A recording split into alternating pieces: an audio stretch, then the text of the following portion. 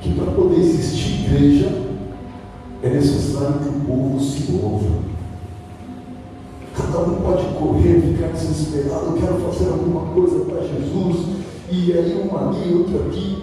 Mas se o povo inteiro chegar e falar, não, eu quero fazer algo, eu quero mover algo, eu quero apresentar algo a Deus, aí não acontece nada. Mas quando Deus bate no coração e a gente aceita o chamado, a gente começa a se deixar levar, Senhor, eu vou fazer. Eu não sei o que é, não sei como, mas eu vou fazer alguma coisa para o Senhor, eu vou fazer. Deus dá graça que nós precisamos. E Ele nos ajuda e nós podemos fazer grandes coisas, irmãos, muito além do que nós pensamos que poderíamos. Talvez a equipe aí, o pessoal pensou, vou fazer um jogral, vou fazer uma peça, mas eu sabia como ia sair isso. Depois da festa de Natal, eu não sabia. Assim como acontece com a gente ia preparar ali um louvor, às vezes ensaia, se prepara tanto e não sabe como vai sair, não é? Às vezes não ensaia e também não sabe como vai sair. Assim acontece, a gente vai pregar e também não sabe. Alguém fica pensando assim, nossa, quanto estudo demanda para poder trazer a palavra. A gente tem que estudar a palavra de Deus em todo tempo, para trazer a mensagem de Deus. Mas quando os obreiros aqui da casa, os pastores, alguém vai pregar a palavra, eles sabem o que acontece. A gente prepara algo e Deus move para o outro lado. E daqui a pouco você está falando aquilo que o Espírito direciona. Mas você tem que estar à frente para fazer aquilo que Deus te chamar para fazer. Olha só, estamos terminando o ano de 2025. A apresentação que vocês acabaram de ver foi sobre 2025. Quem que lembra aquilo que tinha? Eu lembro do pastor Kleber, ano velho. Eu lembro que também tinha o meu xará, que é o Alexandre, e no dele estava escrito bens. Eu fiquei de olho assim, eu falei, olha só, Alexandre, porque justamente o que ele falou está na palavra de hoje, é o tema de hoje que nós vamos falar. Tem tudo a ver. E tinha o Espírito, a gente está sendo guiado pelo Espírito, não é? E tinha a Rosana ali, ano novo, alegria. Parece a alegria lá do Divertidamente, não é? Tinha mente, o tempo, que é o Carlos, o tempo também mexe muito comigo. Porque na minha cabeça, sabe, irmãos, tudo, absolutamente, a vida, para poder entender o que é a vida, eu sempre penso, é tempo. Quando eu penso para refletir sobre a vida, reflete sobre o tempo. Vida é tempo. Olha só, tempo já passou 2025, daqui a algumas horas acabou. São 7h30 para meia-noite, falta pouquinho, não é? Quantas horas? 4h30? Mas 4h30 é tempo, não é? Então refletir, vocês pensaram, 4h30 de intervalo de tempo para acabar o ano. Então pensar sobre o tempo e refletir sobre o tempo é refletir sobre a vida. Porque tem muitas pessoas que só têm 4h30 de vida agora. Porque o médico está trabalhando agora, ele está assim, ó. Gente, nem sei se é no novo ou não, ele está lá, coloca, aplica não sei quanto, tantos miligramas, vai, não sei o que, a pressão caiu. Eles estão lá, polícia trabalhando, bombeiro, enquanto a gente está aqui, ó, tem gente trabalhando na terra. Tem muita gente trabalhando agora, não está preocupado com a queima de fogos, mas está preocupado com tentar salvar uma vida. E tem muita gente que 4h30, são as últimas 4h30. Nós estamos aqui para refletir sobre o tempo e já fizemos grandes reflexões nessa noite. Glória a Deus pela vida de vocês, queridos. Hoje a palavra vai ser muito breve. Vou tirar o púlpito aqui. Vou colocar uma cadeira aqui. Não vou pregar sentado igual a Dave, abençoado. Mas eu vou deixar aqui porque eu queria que vocês viessem aqui e depois cada quiser, vai poder sentar aqui e falar uma coisinha, se vocês quiserem, tá bom? A palavra de Deus está escrito no livro de Lucas, capítulo 12, versículo 22.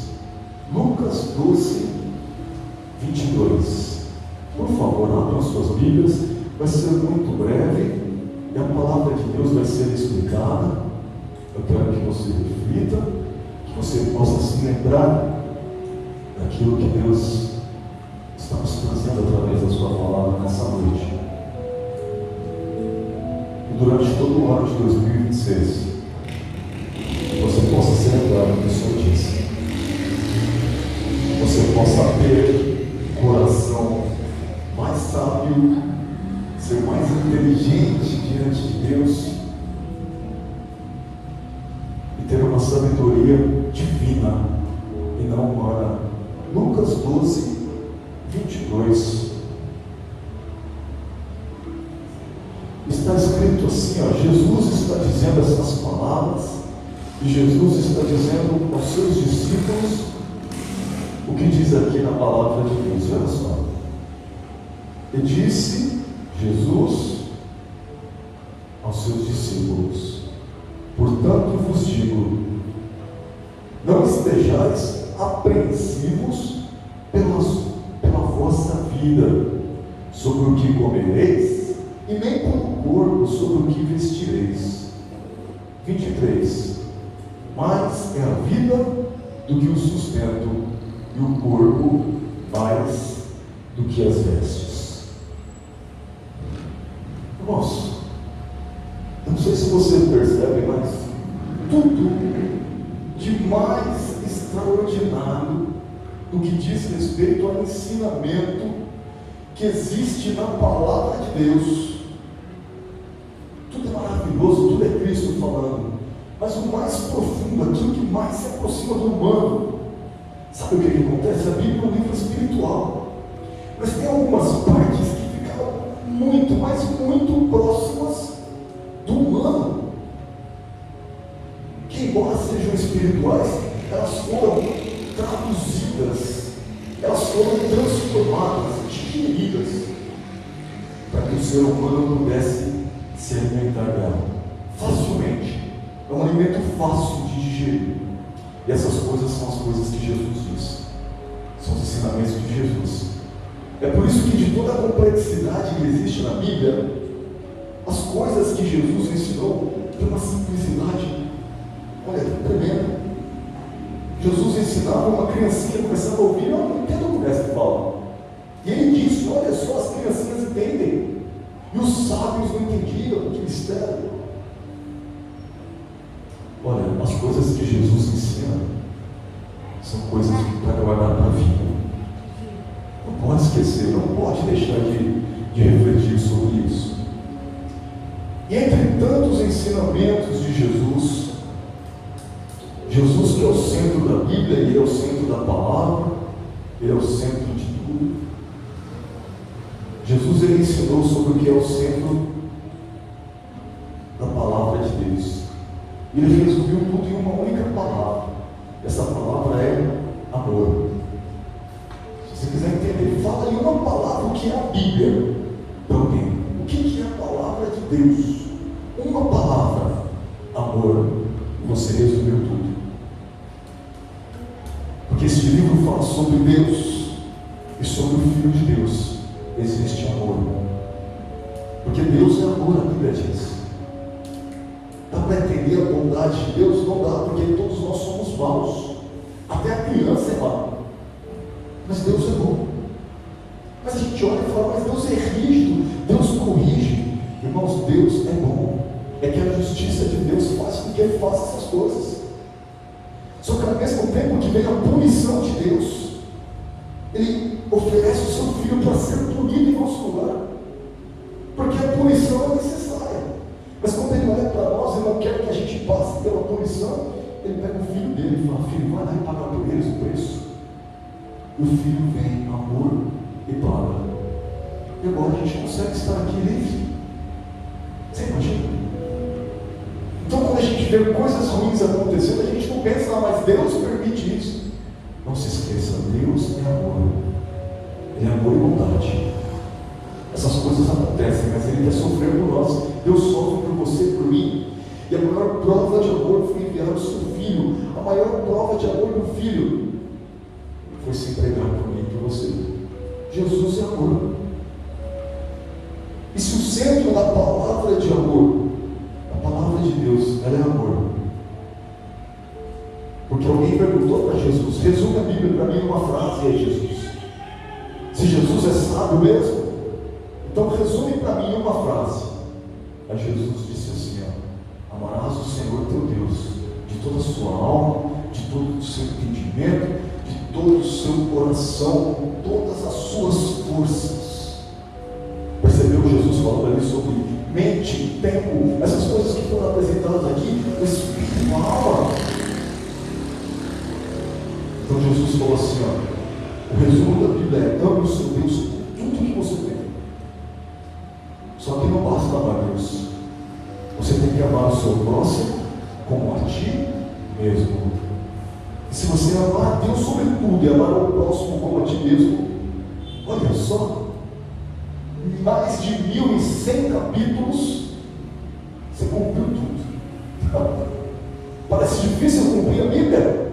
Está aqui. Ame a Deus mais que tudo. Ame o seu próximo igual você se ama. Você cumpriu toda a palavra, toda a lei. Quem disse? Jesus.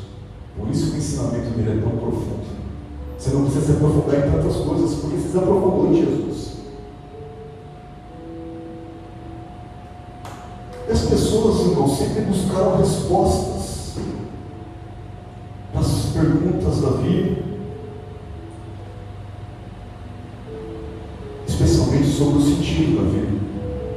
A gente só está aqui nessa noite porque, de alguma maneira, no nosso coração, na nossa alma, no nosso espírito, isso aqui fez sentido para nós. A gente chegou aqui. Deus colocou esse sentido, a gente chegou aqui na igreja para passar esse último dia do ano adorando a Deus, falando com Deus, louvando, olha, ministrando, assistindo a peça, se alimentando, ouvindo a palavra, para ir embora dizendo assim: no último dia do ano eu adorei, entrei na presença de Deus. Mas de repente, sobre o sentido da vida e sobre o sentido de tudo que a gente faz, Jesus ele começou a explicar algo muito interessante. Ele viu que as pessoas estavam preocupadas. Ora, o ano já está acabando, está começando o ano novo, eu estou cheio de preocupações, estou cheio de ansiedade, cheio de coisa, eu estou apreensivo. Jesus, que conhece o coração, ele viu um monte de coração apreensivo, porque a pessoa estava preocupada assim: o que será que eu vou fazer esse ano, hein? Como é que eu vou pagar essas dívidas, hein? Como é que eu vou escapar? Meu Deus do céu, como é que vai ser?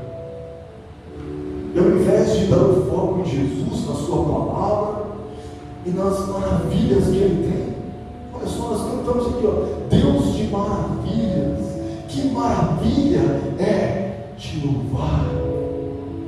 Se a gente entender a maravilha que existe em adorar a Deus, irmãos, você não se preocupa, você não fica apreensivo, ansioso. Porque você fala: uma maravilha para mim é adorar a Deus.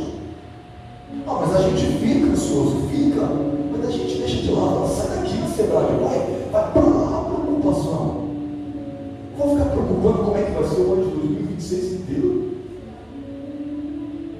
Eu só sei de uma coisa: eu tenho uma batalha para enfrentar em 2026, nós cantamos. Eu não sei como é que vai ser a batalha, mas eu sei que eu vou começar 2026 cantando vitória. Eu vou cantando minha vitória, contando com a vitória, tendo certeza que vai ser um ano de vitória, acreditando, determinando, confiando e acreditando em cada palavra que Jesus disse. Olha só o que Jesus disse. Ele falou assim: não fiquem apreensivos. Vocês estão preocupados porque vocês vão comprar. Jesus ele disse assim: vocês estão passando de um ciclo para outro, de uma etapa para outra, de um dia para o outro, uma semana para outra, um mês, um ano, sei. Mas Jesus começou a falar assim, ó, pensando sobre o tempo e pensando sobre o tempo futuro, vocês estão preocupados sobre o que vocês vão fazer. Jesus falou assim, não façam isso. Primeiro porque não faz sentido, vocês não podem mudar o futuro. Vocês não conseguem acrescentar um dia sequer na vida de vocês. Vocês nem sabem se 2026 vai ser completo para vocês ou não. Jesus quem disse, não fui eu. E olha só que coisa interessante. Quando Jesus falou isso, ele disse, não faz sentido se preocupar. Faz a sua parte, trabalhe, lute, faça planos, projetos, mas busque entender o que faz sentido naquilo que você está fazendo. Qual que é o sentido da vida de acordo com o que Jesus está falando? E Jesus falou assim, ó, não se preocupe com o que você vai comer e nem com o que você vai vestir. Então você vai falando, não se preocupar com o que você vai comprar no futuro. Está preocupado com o que vai comprar? Não se preocupe. Ele disse assim, ó, o Pai sabe que vocês precisam dessas coisas, mas ó, o povo do mundo que fica assim, Jesus deu uma arrependida, uma exortada. Vocês são servos, vocês são discípulos, vocês ouvem a minha voz, não se comportem como os mundanos. Eles que correm atrás dessas coisas e ficam preocupados e desesperados. Mas vocês se preocupem em ouvir a minha voz, se preocupem em viver uma vida de paz. Cada vez que você ficar perturbado por alguma ansiedade, por algum problema financeiro, conjugal, na família, enfermidade, alguma coisa, você fala, não, Jesus, ninguém vai tirar a minha paz e nem a minha comunhão que eu tenho com o Senhor, e nem o momento de jardim que eu tenho com Deus, que nós cantamos aqui. Você pode fazer isso? Eu posso. Deixa de lá, fala, Senhor, me ajuda a me livrar disso. Porque são coisas da vida, são coisas passageiras, mas estão tirando a minha paz. Eu quero deixar de lado. Jesus, me dá uma força.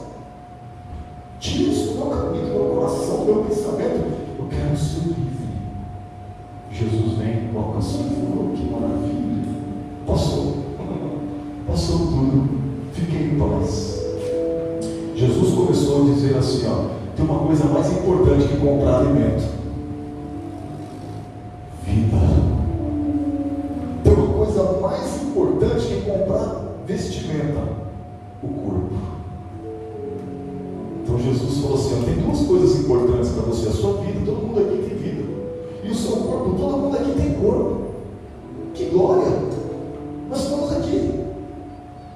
De corpo, alma e espírito diante de Deus. Estamos vivos. Vivos fisicamente, vivos espiritualmente. Olha como Jesus mostrou a importância daquilo que nós temos, ao invés de se preocupar com aquilo que a gente quer ter e dar o ano que vem toda essa loucura. Olha só que coisa. Jesus, ele disse assim, ó, que o que faz sentido na vida não tem nada a ver com bens, não tem nada a ver com chorão, que estava com bens no peito. Jesus disse assim, ó, a vida de um homem não consiste nos bens que ele possui. Tem gente que acha que é. Irmãos, nós somos rodeados de gente assim. O cara mostra o carro, olha meu carro. Porque se ele não tiver alguém para mostrar, a vida dele não tem sentido. Olha a minha casa. Se não tiver alguém para mostrar, a vida dele não tem sentido. Só que é uma vida vazia, sem Deus, sem nada, é uma casca, é uma nuvem sem água. Porque Jesus, o que ele falou, irmãos, ó, é Bíblia, é palavra, não há como revogar. Nem o sol tem coragem, nem a lua, nem o universo, eles se curvam assim, foi Jesus que disse. E Jesus disse assim, ó, a vida do homem não consiste nos bens que ele possui. Então o sentido da vida não tem nada a ver com bens. Aliás, se nós tivermos a sabedoria de Deus, a gente pode ter bens, mas tem que ser totalmente desligado, sabendo que na hora que chegar o momento, ele vai falar assim: chegou a hora de entregar tudo, e vai ter que entregar tudo. Eu fico tão preocupado quando eu vejo um crente que fica assim: olha, que eu vou comprar, eu vou adquirir terras. Jesus, ele disse: olha, na época do dilúvio, se dava em casamento, compravam terras, vendiam terras, e veio o dilúvio e levou a todos. E vai ser assim na vida do Filho do Homem. Vai ter gente preocupada, compra bem, que está contando, adquire, e não sei o que. Jesus voltou. Só que antes de Jesus voltar, é possível que venha um governo maligno que o Senhor mesmo vai estabelecer na terra, e ele não vai deixar crente também não. Os bens, quem tiver ligado nos bens, vai ter que fazer um pacto com Satanás para ficar com os bens. Mas quem fala assim: eu adoro meu Deus, porque quando vier o anticristo, ele vai se opor a tudo que se chama Deus. E ele vai falar assim: quer fazer parte da sociedade, quer manter os seus bens e ainda ter mais bens, é só fazer um pacto comigo.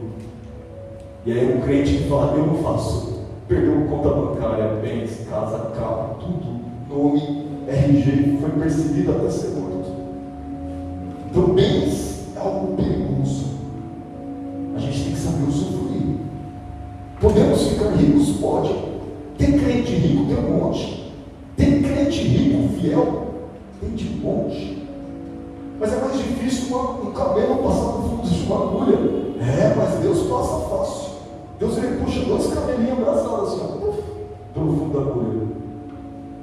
É muito difícil um rico entrar no reino de Deus, mas Deus entra. Jesus disse: para Deus é possível, para vocês não tem como. Então a gente pode ser rico? Pode. Mas isso pode ser uma armadilha? Pode. E se for, a riqueza vai levar para o inferno. Então tem que tomar cuidado com os bens, porque a vida do homem, o sentido da vida, não envolve os bens que ele possui. Então o sentido da vida envolve o quê? Envolve amor, envolve Cristo. Sabe qual é o sentido da vida, queridos irmãos? Eu quero que você grave isso para 2026. O sentido da vida é algo relacional. Eu não vou definir o que é o sentido da vida, mas eu vou passar para vocês uma característica. O sentido da vida é relacional. Significa que se você quiser encontrar sentido em qualquer que seja o seu projeto, o seu sonho, os seus planos, sempre pensa no relacionamento. Vai envolver o relacionamento com alguém: amigos, irmãos, marido, esposa, pais e filhos, parentes, primos, vizinhos, colegas de trabalho. Mas principalmente vai envolver o seu relacionamento com Deus. Você quer saber o sentido da vida? Comece a entender como é que está o seu relacionamento com Deus. Relacionamento com Deus é ir para a igreja? Não. Virar crente, tocar, pregar, virar pastor? Não. O sentido da vida está no relacionamento com Deus. Qualquer pessoa que conseguir se aproximar do jardim de Deus, a ponto de falar: Senhor, eu já ouço seus passos, eu já começo a perceber Deus chegando perto, falando comigo, me tomando nos braços na hora da aflição, secando as minhas lágrimas, me dando paz quando eu estou perturbado, fazendo com que o meu amanhecer seja melhor que o anoitecer. Relacionamento achou o sentido da vida. Quando a gente percebeu qual é o sentido da vida, Jesus começou a nos ensinar sobre isso. Envolve relacionamento com o amor, relacionamento com Deus e relacionamento uns com os outros. Tem crente que fala assim: olha, eu me relaciono com Deus, sou profeta, bato o pé e tem negócio, mas ele é ignorante com a família, despreza as pessoas, ele é ignorante com a criança. Eu não consigo entender isso. Se alguém tem relacionamento com Deus, ele é um poço de amor. Ele tem amor até com quem bate nele. Ele continua amando, ele fala: coitado, eu não sabia o que fez. É Jesus, irmãos. Jesus na cruz, intercedendo pelos seus agressores. Pai, eles não sabem o que fazem. Teve pena deles. Jesus temeu por eles. Ele pensou: e se o Pai se irá? não sabem, eles são inocentes. O Senhor entende para amar eles também. Jesus, irmãos, como Ele ama a raça humana, queridos. E Ele falou assim, ó, relacionamento com Deus. Relacionamento com Deus me traz uma pergunta na minha mente: como é que eu vou terminar este ano tendo um relacionamento com Deus? Eu vou te falar como, agradecendo. Não vamos abrir, mas eu vou te falar como. Gratidão. Você quer acabar bem 2025? Acabe agradecendo. Pensa em alguma coisa para agradecer. A Bíblia diz que nós devemos agradecer pela comida e pelas vestes. Jesus falou que não se preocupa com essas coisas. Mas se você tem, Jesus falou, não se preocupa com a roupa, não se preocupa com a comida. Mas eu faço uma pergunta para vocês: vocês têm comida e roupa? 1 Timóteo 6,7, não precisa abrir. Está escrito assim, ó: porque nada trouxemos para este mundo, e manifesto é que nada podemos levar dele. Tendo, porém, sustento e com que nos cobrirmos, estejamos com isso contentes. Olha só, dessa vida ninguém leva nada. Bíblia, é Bíblia. Nós nada trouxemos para este mundo e nós nada levaremos. Bíblia. Mas se a gente tem o que comer e um trapo para colocar sobre as costas, deveríamos estar contentes. Eu tenho mais do que comida e um trapo. Tenho várias roupas, bastante comida. Pensa sobre isso. Agradeça pela comida e pela vestimenta que você tem. Lucas 6,35. Nós temos que ser gratos a Deus até perante os ingratos. Você percebe que gratidão, quando você pensa em gratidão, você sempre pensa em ingratidão? Eu sou grato a Deus. Eu procuro fazer o bem para as pessoas. Eu procuro amar o próximo como a mim mesmo. Mas e quando a pessoa é ingrata com você? Paga o bem com o mal. E agora? Agora você tem que pensar assim: eu sou filho de Deus ou não? Eu sou filho do Altíssimo ou não? É hora de reflexão. Amar o próximo como a ti mesmo não é fácil. Tem que ser nesse nível aqui. Olha só o que está escrito: amai, pois, os vossos inimigos. Sabe alguém que te ataca? É inimigo. Alguém que quer ver sua derrota, que quer te ver no buraco, destruído, arrasado, é inimigo. Mas olha o que a Bíblia fala: orar por eles, amar eles. Amai, pois, os vossos inimigos e fazei o bem. Faz o bem para eles. Pessoa que quis te destruir, você não vai falar: toma para você um presente, isso aqui é para te abençoar. Falou mal, você fala bem. Vai fazendo bem para quem te faz mal. Emprestai sem nada esperar disso. Olha só, faz o bem e não espera retorno. Eu fiz bem para tal pessoa, eu espero que ela faça alguma coisa por mim. Não espere. Jesus está dizendo assim, não espere nada em troca. É assim que tem que ser feito o bem. E será grande o vosso galardão. Cada vez que você fizer essa palavra, amar gente que não presta, amar quem te fez mal e pagar o mal com o bem, existe um galardão sendo preparado, acumulado na glória para a sua vida. Se você crê no que Jesus disse, você crê nessas palavras. Foi Ele que disse: grande será o vosso galardão. E não é só isso: e sereis filhos do Altíssimo. Nossa, olha a palavra Altíssimo. Quer ser filho de Deus? Nem todo mundo que fala: sou filho de Deus. Que filho de Deus coisa nenhuma. Filho de Deus é aqui, é quem ama os inimigos, é quem paga o mal com o bem, é quem empresta ajuda sem esperar nada em troca.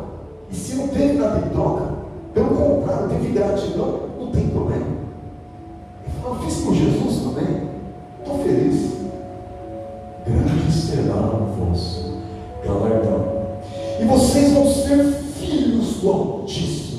Vai poder dizer com a boca cheia: eu sou filho de Deus. Eu sou filha de Deus. Não tem Satanás e nem diabo que diga o contrário. Porque eu vivo isso aqui, essa palavra. Eu faço. Acontece na minha vida. eu vou ser considerado por Deus assim, filho, filha. Deus vê você orando por inimigo, fazendo bem para quem te faz mal, e Deus olha e fala: filho, olha que orgulho que eu estou no meu filho, na minha filha. Por que é assim? Por que o Altíssimo é assim? Porque, olha como ele é benigno até para com os ingratos e maus. Meu Deus, que Deus é esse, irmãos? Deus, ele faz bem até para gente ingrata e gente ruim. Ele tem misericórdia, dá mais um tempo para se arrepender, envia um profeta, envia uma palavra, livra da morte, para que a pessoa escute mais uma vez a palavra e fica: não morre, não vai para o inferno, e fica tentando pescar a pessoa. Ele pagou o preço por ingratos e maus. Posso falar uma coisa? Você e eu estávamos nesse grupo. Sabe o que Deus espera de você e de mim em 2026? Que nós sejamos benignos com gente ingrata e gente má. Sabe aqueles que não prestam? Você está rodeado de gente assim. Se eu estou, você está. Você tem que ir lá e fazer o bem. O que eu posso fazer por você, querido? A pessoa falou mal de você, tentou te prejudicar, você vai lá um pãozinho de mel. Dedicado. Entrega com muita alegria. Olha só, sendo grato a Deus perante gente ingrata. Quando você fizer isso, você não está fazendo pelos ingratos e pelos maus. Você está fazendo pelo Altíssimo. Não se esqueça disso. Primeira coisa, agradeça a Deus pela comida, pelas vestes, e agradeça a Deus perante os ingratos e maus. Gratidão a Deus é você fazer bondade para quem faz maldade. E o último, 1 Tessalonicenses 5,18, que está escrito: em tudo dai graças, porque esta é a vontade de Deus em Cristo Jesus para convosco. Quer saber pelo que ser grato? Seja grato por tudo. Seja grato pelo bem, seja grato pelas lutas, seja grato pelas vitórias, seja grato por roupas, por comida, seja grato a Deus. Seja grato em tudo, está escrito aí, em tudo, seja grato. Por quê? Porque é essa a vontade de Deus para a sua vida. Quer viver um ano de 2026 abençoado, cheio de vitórias? Seja grato por tudo. Seja grata por tudo. E aplauda agora o nome de Jesus pela palavra que você ouviu. Glória a Deus. Jesus. Glória a Deus. Só vou falar uma coisa aqui. Nunca vi. Que eu sou grato a Deus. Sou grato a Deus pela vida do Enzo. O Enzo tem 13 anos. No ano de 2026 ele vai fazer 14. Sabe? Está pequenininho, né? Mas vai ficar grandão, porque vai comer muito agora. Desde que o Enzo nasceu, a gente pensava assim: cada virada de ano, será que vai ter mais um ano? Será que Deus vai dar mais um ano com meu filho? Ou será que Deus vai levar ele? E passou o primeiro, o segundo, terceiro para o quarto. E agora ele está no 13º, no 14º, estou muito feliz. Muito grato mesmo. Se alguém tem uma coisa para agradecer, agradeça. Vem cá. Eu sou muito grato pela vida do Enzo. Ele tem um coração bastante delicado, e no coração dele tem bastante conformidades, tem um monte de probleminhas assim que são graves. Mas até o dia que eu parei de me preocupar com ele foi quando Deus diretamente falou comigo. Ele disse assim: não estejais ansiosos em coisa alguma. Só que ao invés de falar assim, nem que você vai comer o bebê, ele falou assim: está vendo essas narinas dele aqui, sou eu que sopro a vida aqui, E ele respira. Alexandre, com as suas é a mesma coisa. E eu, que alívio. E Deus falou para mim que ele quer a vida do Enzo. Ele falou assim: eu vou dar vida até a hora que eu quiser. E os dias que eu tenho para ele viverá. Eu descansei. Mas mesmo assim, cada ano que passa, eu olho para ele e falo: Senhor, obrigado pelo meu filho. O Senhor prometeu o Enzo para mim antes do Enzo ser gerado. Ele virou para mim, para a série, e o profeta se levantou e disse: eis que Deus vai dar para vocês um filho. Eu estou com um susto com aquela profecia, mas está aí. Eu não sabia que a gente viveria o que nós vivemos. Sou grato a Deus pela vida do Enzo, sou grato a Deus pela vida da minha esposa Ana. Os casais se separam no Brasil, grande maioria em média de 2 anos. Ela sério está comigo há quase 18 anos. Vou fazer na semana que vem, daqui a 2 semanas, aniversário do casamento.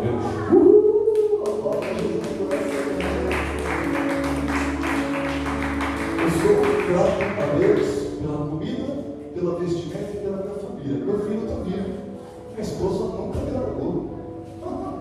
Eu sou feliz por isso, porque minha família está aqui. É motivo de grande alegria. Deus está me preparando o emprego, eu tenho um emprego, sou feliz pelo emprego. Fiquei desempregado há bastante tempo, Deus me sustentou.